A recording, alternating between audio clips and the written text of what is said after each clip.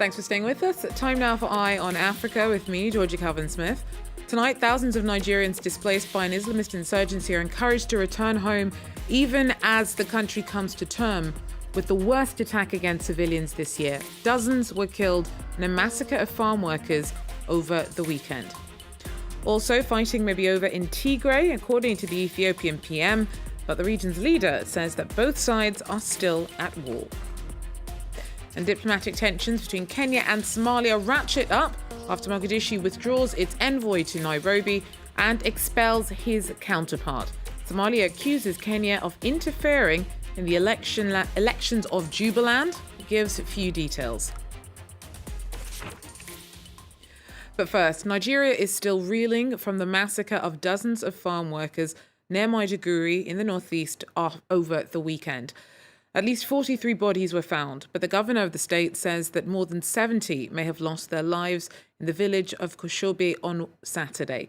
Armed religious extremists were blamed for the violence. Sam Olukoya joins me now with more. Sam, so what happened, and is there any indication as to why Koshobe became a target for such an extreme attack? Well, apparently it serves as a good target. One, given its location that is very close to Maiduguri, the state capital, and given the fact that it's one of those areas where farming is still taking place in that area, given the insurgency. So it was like a situation where a message is being sent to these farmers that you can't be farming when this thing is going on. Actually, we've seen this happen over years. It's not the first time we're seeing an attack on farmers. This is just gaining international attention because of the numbers of farmers involved. Boko Haram and its splinter group, as ISWAP, have the policy of trying to stop farmers. I think the objective is to inflict hunger on the populace and to inflict poverty on the populace. Now, when it comes to the population, thousands of Nigerians who had previously been displaced by over 10 years of insurgency by Islamist extremists in the country are actually actively being encouraged by the government to return. Now, bearing in mind the attacks like this that we're still seeing in the region, is it too soon? Has the government got a handle on the violence posed and the threat posed by religious extremists in the country, in the northeast? Well, most people believe the government does not have a handle on this. Even the military that is supposed to be securing these areas, most times the military is on the defensive. We've seen many instances where soldiers are attacked in their bases. And the new policy now where we have super camps, which means that the military are not as widespread as they used to be. They are now concentrated in just a few positions so as to consolidate their positions. So this has left a vast area of Borno State under the control of the insurgents. So if these people go back there, there's a danger that they will be attacked. There's a danger that their women will be taken captive. There's a danger that the men, if the men are not killed, some of them will be taken captive and conscripted into Boko Haram. So it's a very difficult situation. I can understand that the government wants people to go back. We are talking of millions of people that have been displaced. They've spent years without any job, years living under very harsh conditions in camps for internally displaced people. But then their security is also important. Most of them, as we've seen in the past, when these people go back, they've been attacked, they've been killed. So whichever way, whether they remain in the IDP camps or whether they go back to their villages, they don't actually have any benefit. So we'll wait and see how this pans out, and well, we hope that it doesn't lead to more deaths and more attacks on these people that are going back to their villages. Thanks very much. Sam Olukoya there for us in Nigeria. Well, in other news, Ethiopia's Prime Minister Abiy Ahmed has said that federal troops' war with the northern region of Tigray is over. But leaders from the area say that they are still fighting. The regional capital of Mekele fell over the weekend. Abiy claims that no civilian lives were lost. Tigray's TPLF leaders, though, say otherwise. James Vasner has more. 2 days after reportedly taking control of Mekele, Prime Minister Abiy Ahmed addresses Parliament and maintains that not a single civilian has been killed in the northern Tigray region. The defense forces never killed a single person in a single town. No soldier from any country could display better competence. We have disciplined, heroic soldiers. Many people were saying that we would demolish Mekele. Mekele is ours, built with our resources. How can we destroy it? But the Tigray People's Liberation Front, which dominated the country's political scene until Abiy Ahmed's election in 2018, is accusing Ethiopian forces of carrying out a genocidal campaign. With internet and phone lines cut off in the Tigray region, the claims from either side remain difficult to verify. But on Sunday, the Red Cross warned that supplies, including body bags, were running low in Mekele's hospitals. And refugees who fled to neighbouring Sudan are unconvinced government forces have retaken the region. I don't believe this information. We only believe news that is broadcast on our radio station, Tigray Radio, since the other stations work to promote Abiy Ahmed rather than the president of the people. He cannot seize Mekele. The Tigrayans are much stronger than Abiy Ahmed.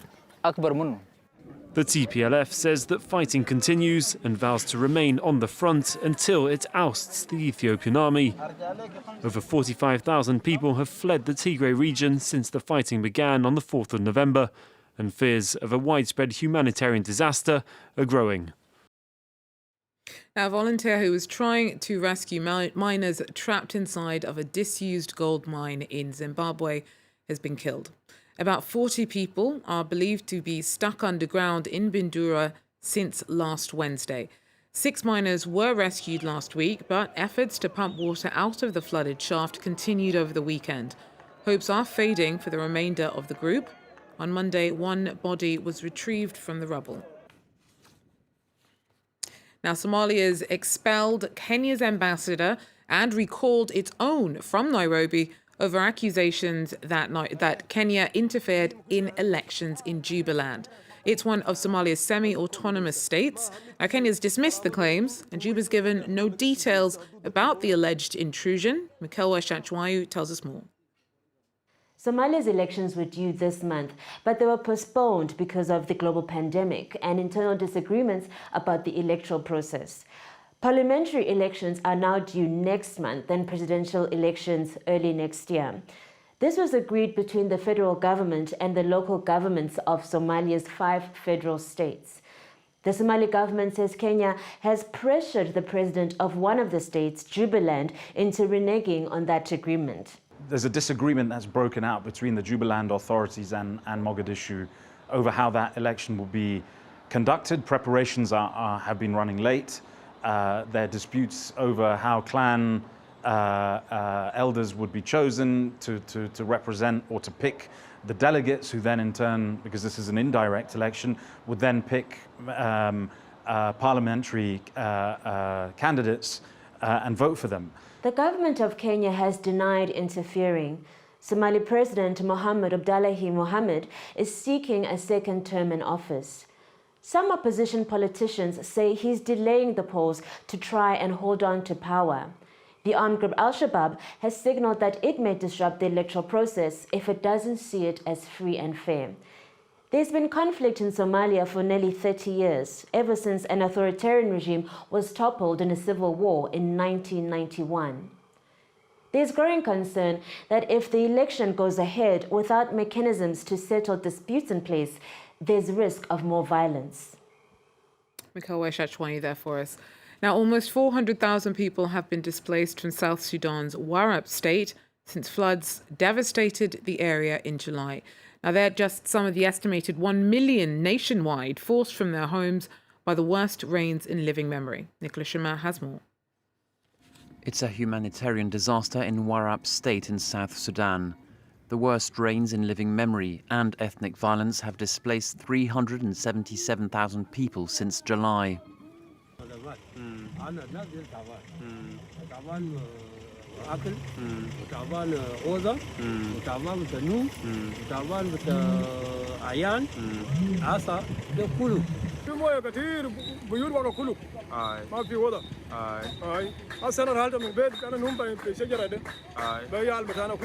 The country's Vice President, Rebecca Nyandeng-Mabio, visited Warrap State, but she had little good news to offer the displaced people here.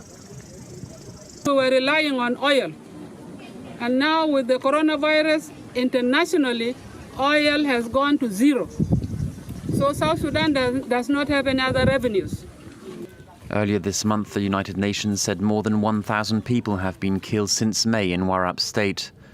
The UN said the violence between rival communities is often caused by cattle raiding, which kicks off a cycle of brutal revenge killings. Analysts are concerned that the communal violence could derail a peace agreement signed 2 years ago to end the civil war that killed nearly 400,000 people. And Senegalese football fans have been paying tribute to the late Papa Bouba Diop, who died aged 42 over the weekend. The midfielder made more than 60 appearances for Senegal between 2001 and 8, but it was his unforgettable World Cup goal that resonated the most when Senegal shocked defeating champion France 1-0 in the opening of the 2002 World Cup in Japan and South Korea. It was his country's debut at the tournament, and his spectacular game is still remembered vividly. On ne croyait pas qu'il allait partir si jeune. Vraiment, Pape Bouba est une perte énorme pour le Sénégal et pour le sport sénégalais. Si j'étais même un président, j'aurais dû faire une déclaration de deuil de 72 heures, car c'est un icône que l'on vient de perdre. Je l'ai vu jouer lorsque j'étais petit, en 2002.